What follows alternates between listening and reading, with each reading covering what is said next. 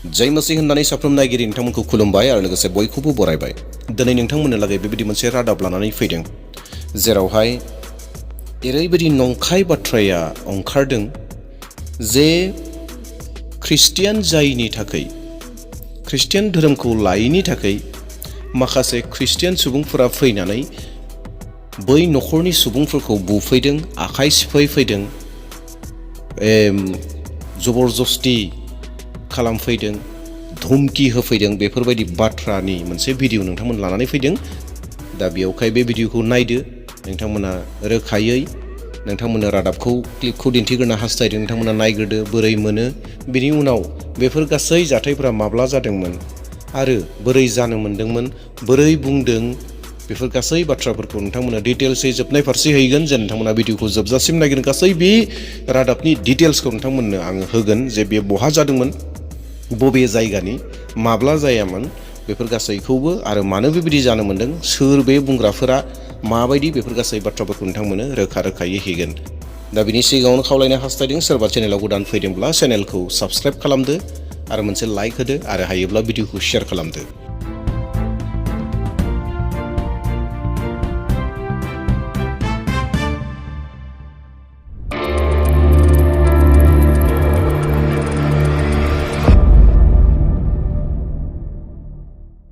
तो उधर पीलीभीत से सिखों के धर्मांतरण के मामले में एक्शन लिया गया है। ईसाई मिशनरी के 2 लोगों को जेल भेज दिया गया। धर्मांतरण मामले में 15 लोगों पर मुकदमा दर्ज। 3000 धर्मांतरण लोगों में से 1000 की घर वापसी। खास बात यह रही है कि लगभग 3000 धर्मांतरित हुए लोगों में से 1000 की घर वापसी भी करा दी गई है। All India Sikh Punjabi welfare foundation ने इन लोगों की घर वापसी करवाई है। तो बड़ी अपडेट इस वक्त आपको बता रही हैं पीलीभीत से। All India Sikh Punjabi welfare foundation के अध्यक्ष की तरफ से जो है घर वापसी करवाई गई है और बताया जा रहा है कि 3000 लोगों का धर्मांतरण हुआ था, 1000 लोगों की घर वापसी हुई। पीलीभीत की फैमिली हमारे साथ है, रतन सिंह और उनकी वाइफ इस वक्त हमारे साथ हैं, जिन्होंने क्रिश्चियन धर्म अपनाया था लेकिन उसके बाद इनकी घर वापसी कराई गई। सारी बातें क्या हैं, क्या कुछ कहा गया, इनसे जानते हैं। रतन जी, हाँ जी, आपके पास जो लोग आए, आपसे कहा कि धर्म कबूल करिए, हमारा क्रिश्चियन धर्म अपनाइए, उन्होंने सबसे पहले क्या प्रस्ताव रखा था, आपसे क्या कहा था, कितने लोग आए थे? ये आए थे 10-12 लोग आए थे। वो आए थे, कह रहे थे ना, हम तो घर पे थे नहीं, हमारे बच्चे परिवार था, इन लोगों को बोले तुमको ये सही हो जाओगे, तुम्हारा जोड़ सब सही हो जाएंगे, तुम चलो हमारे चर्च में चलो। इसको लेके चले गए। फिर उसके बाद ये करते करते 10-12 दिन ले जाते फिर ले गए नदी में। इसको टुब्बकी दिलाया, मुंह में पता नहीं क्या डाला क्या नहीं डाला, हम तो देखा नहीं।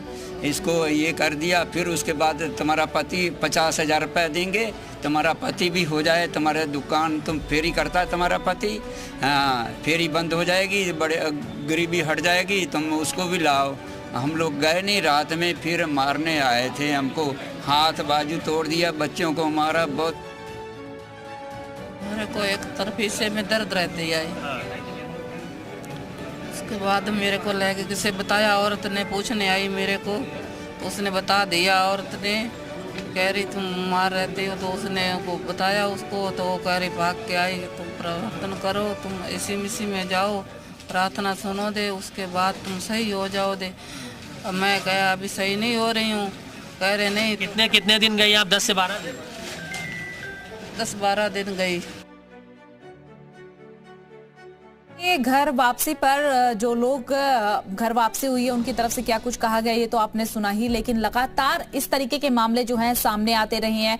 लालच दिया जाता है, गरीब परिवार की कमजोरी जो है वो जानने की कोशिश होती है और उसके बाद फिर उसी का लालच जो है उन्हें दिया जाता है।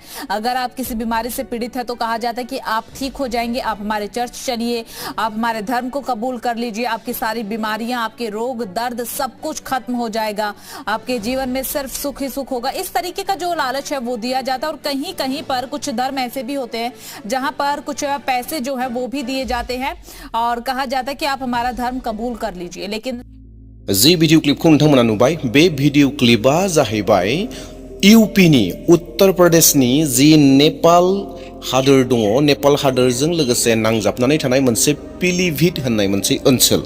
मोनसे एरिया, मोनसे गिदिर एरिया आरो बे एरियायाव गोबां पान्जाबी सुबुंफोर दङ आरो बे गोबां पान्जाबी सुबुंफोरनि गेजेराव प्राय 3000 पान्जाबी ख्रिस्टियानफोरा जिसु ख्रिस्टखौ नाजावनानै दङ। बेनि गेजेरनिफ्रायनो 1000 सुबुंफोरा 1000 जिसु ख्रिस्टखौ नाजावखानाय बेक्ति जिथु 3000 दङ, बै 3000निफ्राय 1000 बेक्तिफोरा फैफिनबाय होननानै बुंदों। बे बाथ्राया बेसे सैथो बिथांमोना मोनथिगौ, नाथाय सरासनस्रायै जोंनि साननो हानाय जिथु साइक'लजि पावार दङ, बे साइक'लजि पावारखौ बाहायोब्ला बे नंखाय होननानै जोङो बेखौ मोनथिगौ। मानोना बेयाव जुदि थारैनो 1000 बेक्तिया जुदि दिनै जिसु ख्रिस्टखौ नागारनानै सिख धोरोमाव फैनायमोनब्ला बिथांमोना केमेरायाव बिखौ दिन्थिगौमोन, गोबां दावराव खालामगौमोन जे, हाल्ला खालामगौमोन जे 1000 सुबुंफोरा गिदिंनानै फैफिनदों होननानै गासैखौबो दिन्थिगौमोन। नाथाय बेयाव केबल सासे हौवा आरो सासे बुरै, माने हौवा हिन्जाव बिथांमोनखौल'सो बिथांमोना दिन्थिनो हादों। केबल न'खरसे हमनानै लादो, न'खरसे सुबुं बेक्ति एबा सुबुंखौसो बिथांमोना, न'खरसेनि बेक्तिफोरखौसो दिन्थिनो हादों। दा बेवहाय बेखौ नायोब्ला बेयो नंखाय बाथ्रा जागोन। 1000 जुदि फैदोंब्ला बिथांमोना फारिलाइ खालामगौमोन, बिथांमोना केमेरायाव लानानै फैगौमोन, मेडियायाव होगौमोन जे बेबायदि जाबाय जे सिख धोरोमाव फैबाय, बेफोरबायदि बाथ्राफोरखौ बिथांमोना एडभार्टाइज गोबां खालामगौमोन। बेबो थारैनो नंखाय जागोन।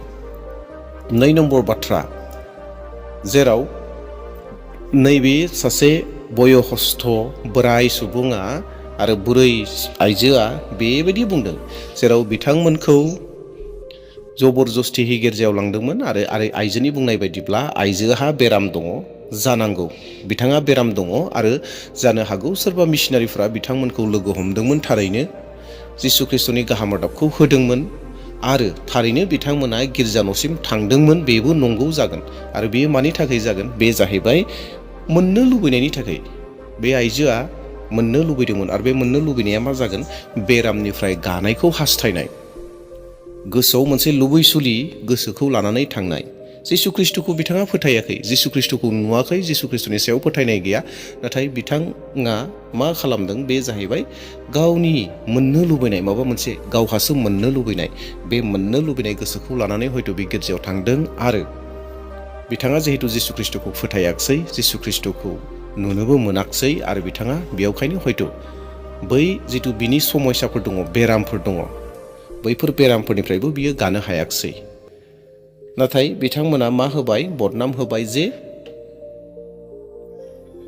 गिर्जायाव 12 दिन 13 दिनहै थांबाय आरो थांनायनि उनाव दैयाव लांबाय, दैयाव थुखैहैबाय होन्दों नालाय, बेप्तिजम होबाय जानांगौ। बेप्तिस्माखौबो होबाय, बाप्तिस्मा जों जेखौ बाप्तिस्मा बेप्तिजम होननानै बुङो बेखौ होबाय बिथांमोननि बुंनाय बायदिब्ला।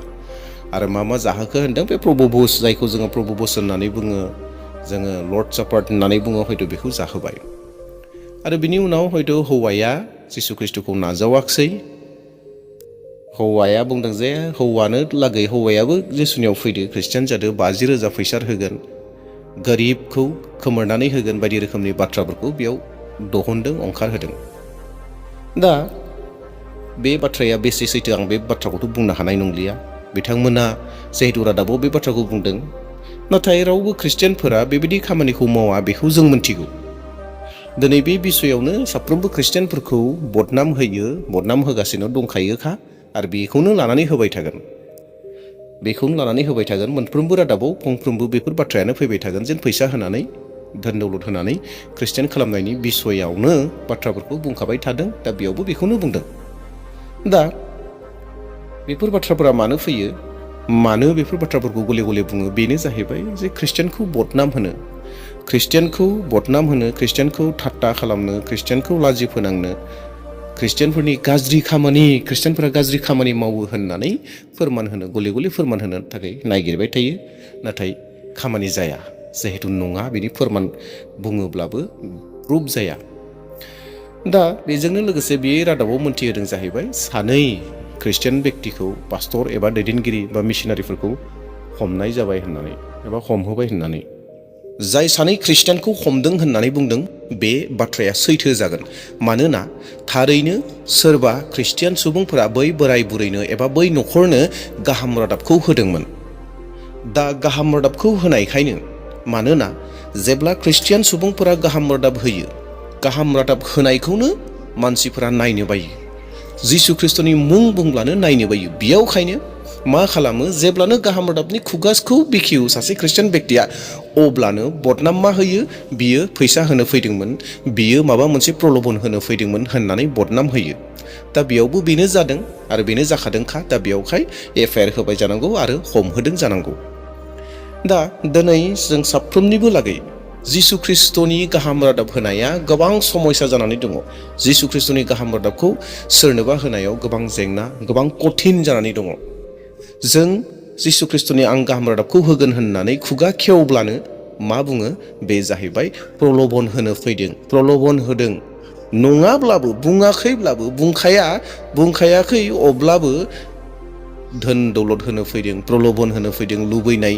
माबा मोनसे जासिनो फैदों बेबायदि जिसु ख्रिस्टनि गाहाम रादाब बासायजानायनि बाथ्राखौसो बुंनो नागिरदों मोन्थिहोनो नागिरदों जे जिसु ख्रिस्टआ बासायनो हायो जिसु ख्रिस्टनियाव बासायनाया दङ बेफोरखौ बुंनो नागिरनायावनो एबा बेखौ बुंनायावनो मा खालामो जे ख्रिस्टियानफोरा धोन दौलत होनो फैदों होननानै एबा होफैदों होननानै बदनाम होयै गोबां ख्रिस्टियान पास्टरफोरखौ मिशनारिसफोरखौ हमहोगासिनो दङ आरो बे जेरावबो जागासिनो दङ दा बेयावहाय बे बिषयाव गोबां सांग्रां जानाया मोजां दे अब्ला ख्रिस्टनि आंगोफोर नोंथांमोना बे रादाबखौ नुनो मोनबाय बे रादाबा जाहैबाय इउपिनि नेपाल बर्डारजों नांजाबनानै थानाय पिलिभिट होननाय मोनसे ओनसोल बे जायगायाव जानाय मोनसे जाथाय बे भिडिअखौ एबा बे रादाबखौ मोननानै नोंथांमोना मा सोलोंखो नोंथांमोना कमेन्ट बक्सआव आंनोबो नोंथांमोननि साननायखौ नोंथांमोननि रोंनायखौ मोन्थिहोदो दे अब्ला दिनैनि भिडिअखौ एबा रादाबखौ बेसेयावनो दोनथ'नोसै फैबाय थानाय समाव मोनसे गोदान रादाब लानानै फैफिनबावसिगोन प्रेज द लर्ड जय मसीह होनना आंनि भिडिअखौ दिनै बेसेयावनो दोनथ'बाय थेंक इउ